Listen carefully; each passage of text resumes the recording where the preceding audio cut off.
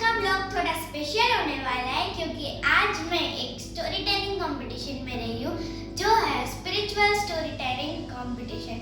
और मैं वहाँ पर पहुँच गई हूँ, तो मैं अंदर जाकर दिखा दूँ कि वहाँ पर क्या है।